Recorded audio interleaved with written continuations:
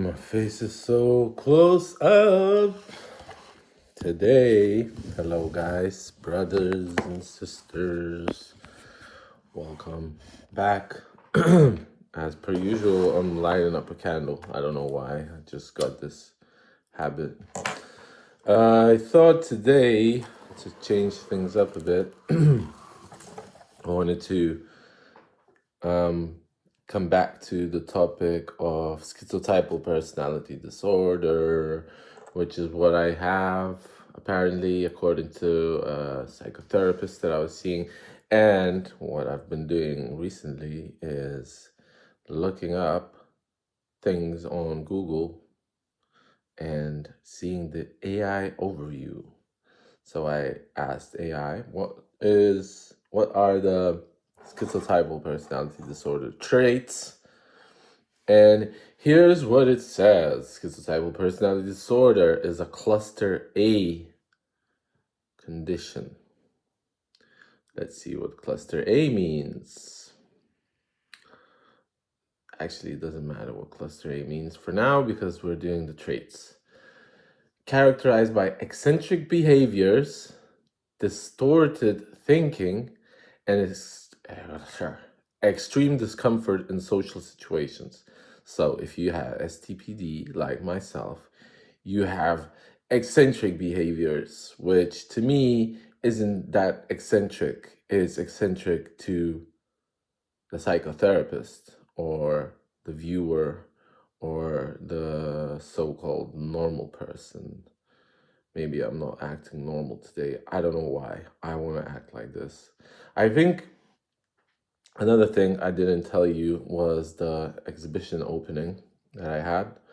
And but maybe that's for another topic. Or maybe if you want to hear how it went, I can share at the end of this video. And I guess it ties into the STPD as well. So I'll share it at the end of the video, so you have to wait. So eccentric behaviors, to me, they're just behaviors. I don't know what's eccentric really, but recently I've been meeting more and more people, and my personal trainer, who is my friend now, he said that he doesn't know a person like me, like that I'm completely different to all the other people that I know, that he knows. And I was like, why? He's like, I don't know. He's like, you're drawing, you got like paintings on the walls that you're working on.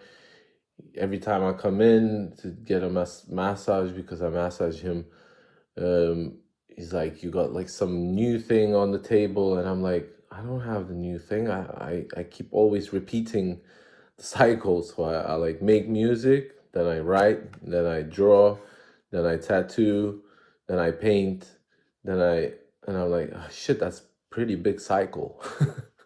So people think that it's all like just I'm doing all kinds of random things, but it's not random. There's a cycle, and I choose that cycle on purpose because I don't want to get bored. And I go to work and I massage.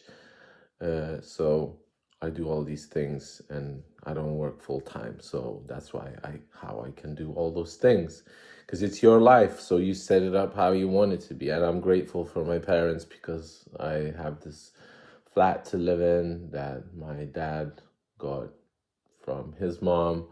And now I live here. I just pay the bills. And it just made sense for me to not be out there in the world and just be back in my hometown, because my main thing is creativity. So I want to create, so I create. So sorry for diverging, but maybe that's the STPD, eccentric behavior, as they say here. Anyway, need to stop acting weird. That's the thing. Yeah, anyway. Distorted thinking. So that's the distorted thinking, I guess. Yeah, you can call it eccentric or you can call it distorted.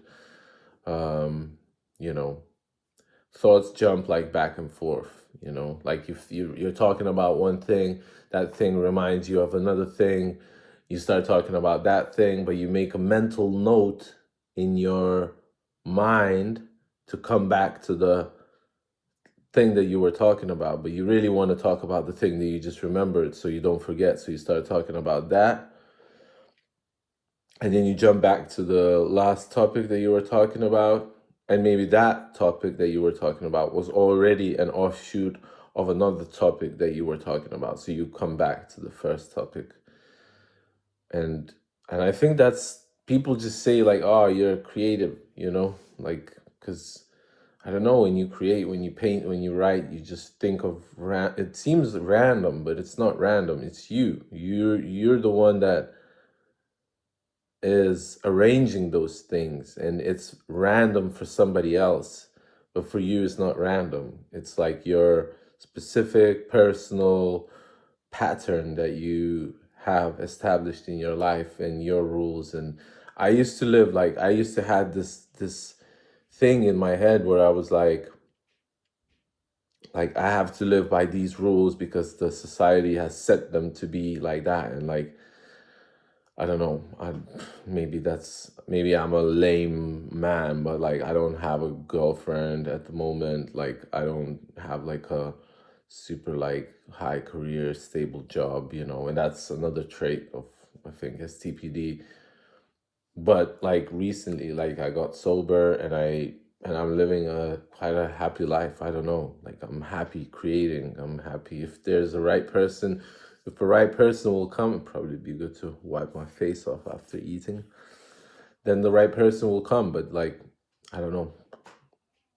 She's not here.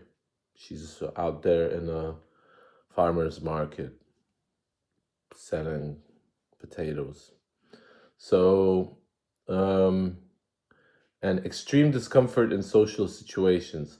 Actually, during this opening of my show, I was like super uncomfortable. But I have trained this thing where I do the things that are uncomfortable for me. So I like do public speaking when there's a chance to do it. I don't want to do it, but usually people are like, "Oh, you're good at public speaking, so you're gonna talk." And I'm like, "Fuck it, okay, I'll talk," because everyone's scared. Like, people are. Once I heard this thing that people are more scared to speak publicly than to die, I was like, right, I'm definitely not dying over public speaking, so I'm gonna speak publicly, even if it's just like a couple people, but still. Okay, so let's dive deeper. I'm getting hiccups. Cognitive and perceptive distortions, ideas of reference, believing that ordinary random events or conversations hold hidden personal meanings directed specifically at you. Yes, because there are ordinary random events or conversations hold hidden personal meanings directed specifically at you. There are these things. It's called life, and you know, you have these signs that you get. Like, I don't know, like, how is it random that I saw a friend the other day and she had quite a new car, and I'm like thinking recently about buying a car, and I asked her, how much was the car, how much did you pay for the car? And she said 7,500. Okay, cool. I meet my friend today, and she bought a new car, another friend. And first thing I ask her is, how much did you pay for the car? Guess how much she said. Yes, you guessed it right, 7,500. Completely different person, 3 days apart or something. I go to a meeting, I meet a friend, he's bought a new car. Guess how much the car was? Ding, ding, ding. You guessed it right, 7,500. So tell me that this is fucking random. 3 people tell me that they bought a new car, or they have a car, and they paid exactly the same amount for the car. 3 different people, they don't know each other. Like, so is that not telling me something? Or like, today I figured out that when I was in Portugal, I worked for 5 hours, 5 days a week. When I came back home, my exhibition was on the Friday, the 5th, and it was at 5 p.m. So like 5 is repeating itself for some reason. And I will find out the reason soon, you know? I know I will. Like, I know something will come up. And to me, that's not ideas of reference. Ordinary random events. What is an ordinary event? Everyday life is ordinary, but there's definitely like things that happen that don't seem that ordinary. So next, we need to go faster. Magical thinking and odd beliefs. Having thoughts or convictions not accepted by your cultural norms, such as believing in clairvoyance, telepathy, or the need to perform daily rituals to ward off bad luck. Yeah, that one can be a trip. Like, when I was a kid, I used to have all these OCD things that I did in order to not attract bad luck and stuff. So I was like hooked on that. But I trained myself to not do it because it just takes a lot of energy and time. So clairvoyance, I got proof, man. I got proof that clairvoyance and telepathy exists. So don't need to tell me, that this is like some cognitive perception. I mean, there's proof that telepathy and, clairvoyance exists. So it's just like for ignorant people that, they don't, whatever. Unusual perceptions. Experiencing bodily maybe I should expand more on magical thinking and odd beliefs. Cultural norms, such as believing in clairvoyance, telepathy, or the need to perform daily ritual. Believing in clairvoyance. I think I covered that. Unusual perceptions. Experiencing bodily illusions. Sensing the presence of an absent person or having strange perceptual experiences. I always think that there's people that are present. I just think that. I think that my grandpa has passed away. He's present. MF Doom has passed away. I really like MF Doom. He's present. Subrock, his brother, is present. And I can speak to them in my head, and they will tell me certain things. And if somebody else speaks to them in their head, they will tell them different things. And you can say, oh, this is me talking to myself. And it's like, no, if it's me talking to myself, I know it's me talking to myself because I'm talking to myself.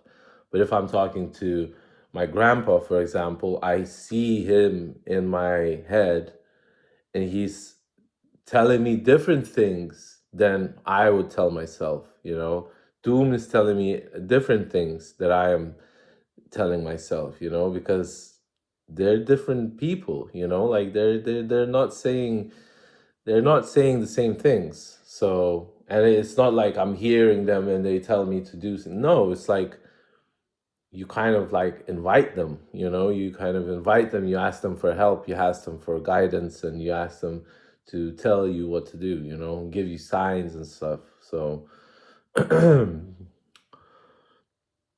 having strange perceptual experiences. You didn't clarify what's a strange perceptual experience. Bodily illusions. I don't know. Bodily illusions. I've been having this pain in my thumb, and it's like very sharp. And I looked up what it means spiritually, and it's like it was quite accurate that I'm starting a new project. I don't know how it's going to be received, so I have trouble releasing it. And yeah, so that's why I'm getting this like surface level prick in my thumb. Okay, second part. Social and interpersonal deficits. Lack of close friends. Being a loner with very limited or no close friends or confidants outside of immediate family members. I actually have quite a lot of friends. The thing is, I used to really depend on my friends to make me happy and to make me like, just to do things with them. And I would like base a lot of my, like, I don't know, hopes and dreams on my friends. And until I realized that everybody's living their own life and I need to live my own. And I was like, it was really hard for me to focus and not have this, like, my friends were like the extension of me, and they're not, I'm me. They're not they're not me, and I'm not responsible for how they will act with me, like how they will like talk, like what they will do, but I used to spend so much time with my friends. I was like thinking that they will do the things that I want them to do, and they would be like, no, I don't want to do that, so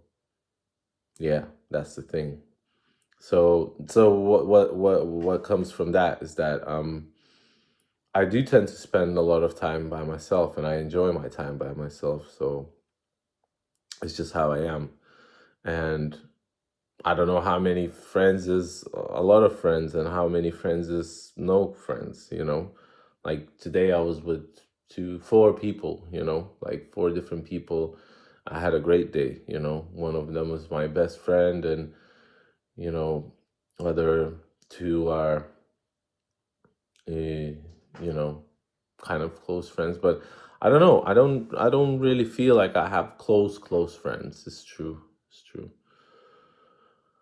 Consistent social anxiety, experiencing severe ongoing anxiety in social settings that does not decrease even as you become more familiar with the people around you. Actually, this is quite true. Yeah, this is quite true. And um like going to the gym, like this week I'm not going to the gym because my like personal trainer is not there, and I don't want to go to the gym, you know, because I don't know why I feel like anxious when I go there on my own. I need a buddy, But if I really wanted to, I would make myself do it. But I rather stay at home and do this, or um, yeah, I rather do this than be like stressing over some people in like out there. I don't know. It's like unexpected of what's gonna happen out there. So I'd rather be alone on my own at home, create some music. Um, Paranoid fears, having constant doubts about the loyalty of others and harboring an unfounded fear that people are actively plotting to harm or undermine you. Huh. Yeah, doubts about loyalty for sure. Yeah, because it's like, you know, you can't depend on anybody basically. Harboring an unfounded fear that people are actively plotting to harm or undermine you. There is this like thing that you kind of think that people are gonna hate you for what you do. And time again, I see that people are like happy for you if you do something, if you express yourself, if you make an exhibition, if you make a concert. People like really accept you, but you don't know whether they're gonna accept you or not. Like you just gotta try, you know.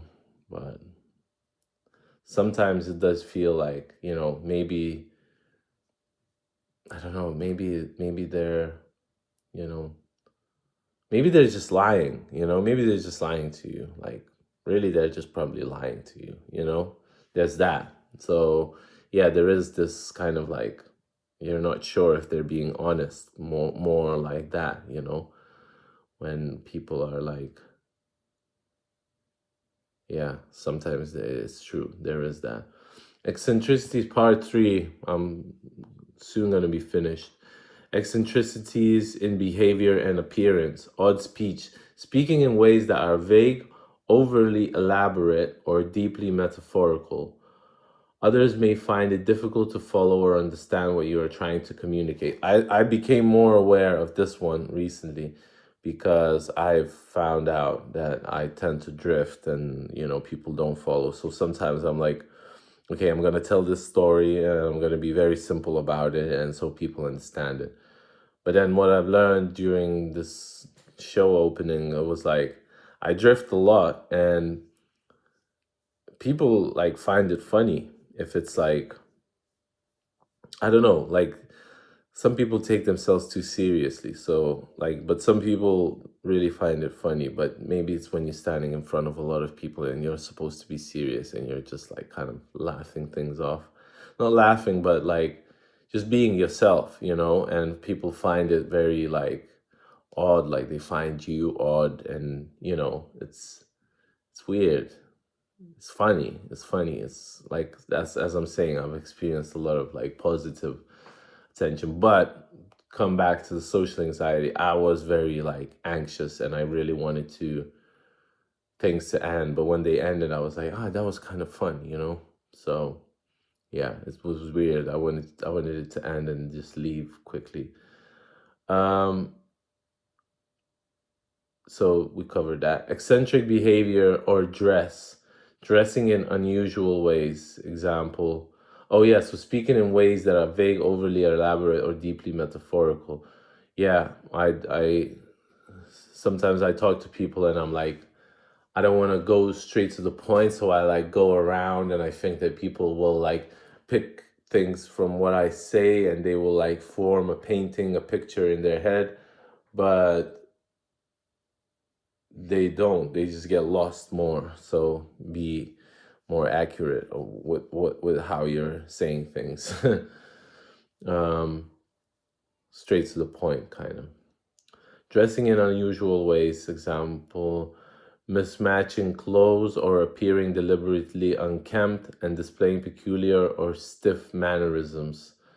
Mismatching clothes, yeah, I tend to do that weirdly. It's so weird that these like traits are coming up. Like I do not care about how I dress. That's my dressing style, Like I'm not gonna I'm not gonna take extra energy to make sure that I look proper for other people. Like I'm not gonna dress like ripped clothes because that's not fast. I don't follow fashion and all those ripped jeans and stuff. Like I don't care. Like and I don't like ripped stuff. Like I never did.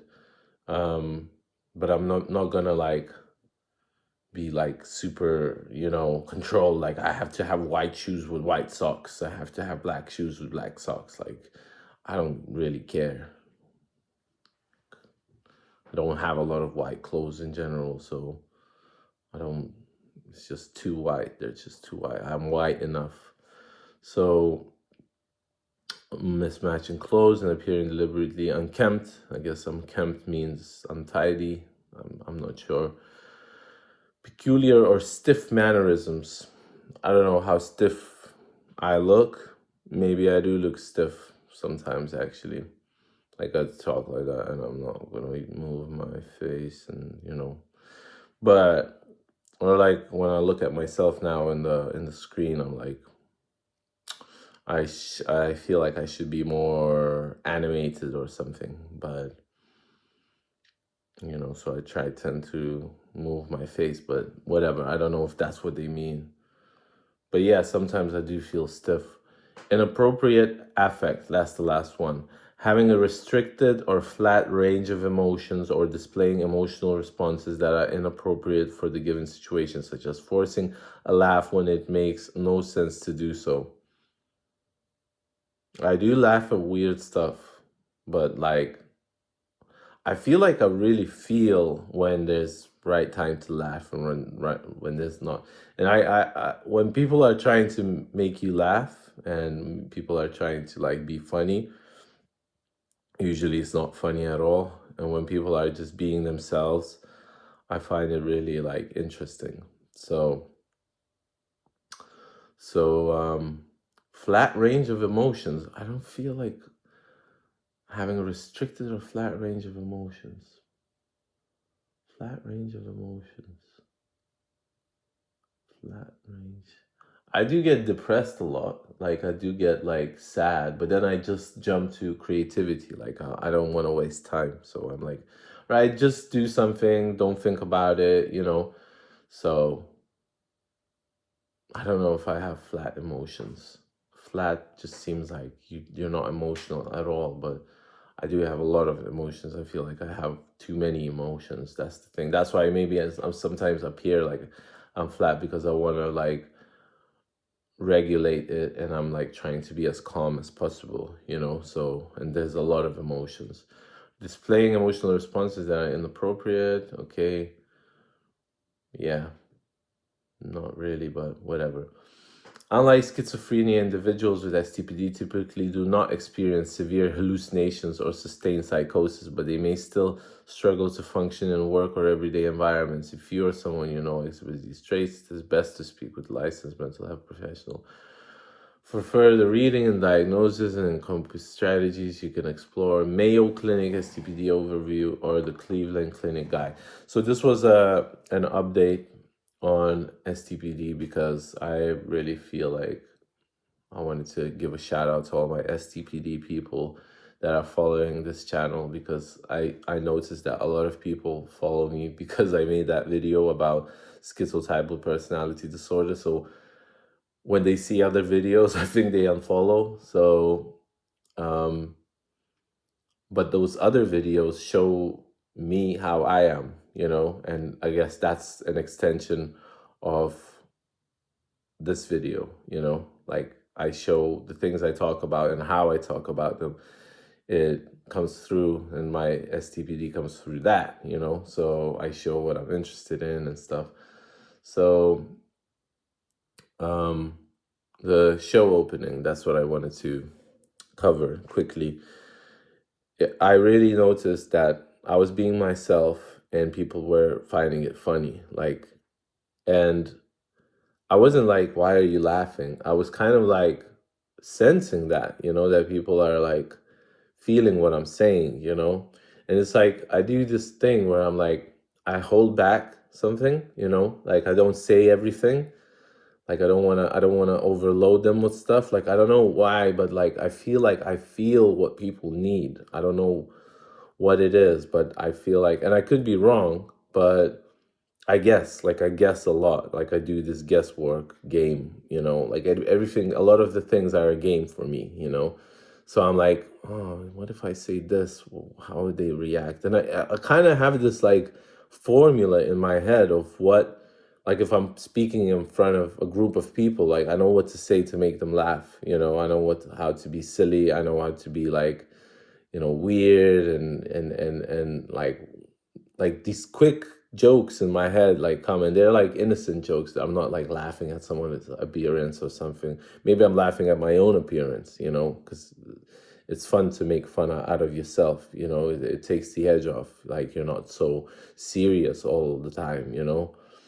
But the problem with that, and maybe with STPD, is like that I sometimes I should be more serious about my life and stuff, but I feel like everything comes at the right time, at the right speed, you know. So if you have STPD and you are struggling, check that you're not abusing alcohol or drugs, because that shit will fuck you up. And because you have this, I see it like this. I see it as a superpower.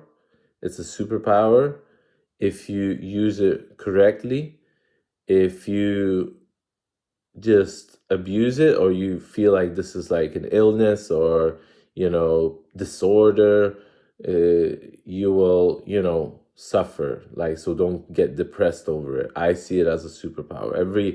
Everything that you, for everything that you can't do, it's like blind people. Like they don't see, but the way they feel is 10 times stronger than us, like with fingers and, you know, smells and, you know, everything. So it's the same with this. You might not have, you know, a lot of friends, but you have like such a deep inner world that you should, you know, like take advantage of that, you know, and you can probably, because you're so aware of how you feel, you can be really aware of somebody else, you know, that is sensitive and that is, you know, like you have your own experience, you have your own life that you live through, and your life is gave you wisdom, you know, you made things right, you made things wrong, and by looking at your life like a painting, you can see what you've done wrong, what you've done right, and by that you can kind of like sometimes guess where other people might be by just asking them a few questions, you know, and you're like you can really be interested in other people when you take the edge off and you take the attention away from yourself. So basically that. So what I noticed at the exhibition opening was that, like, a lot of people said, like, yeah, amazing work, like blah blah blah, everything, but the talking part, the questions and answers, was like, people were like, this was so much fun, like we never had this before. Like I was supposed to talk for 20 minutes, we talked for an hour. And you know, people were like waiting, people told me like people were waiting for the next thing that I will say, you know, like, and I'm not like tooting my own horn or anything. Like, I don't care, you know, like if you watch me, like, you know what, I don't care about this shit. I hate people when people are like, oh, I'm so and so. Don't you know who I am? Like popular people, like whatever, stars and shit. Like that's why I don't like pay attention to all of that stuff, because it's like it doesn't it I don't care about it, you know. Like what do you actually do? What do you create? That's what I care about. And I need to know the person personally to be really like, you know, into what they do.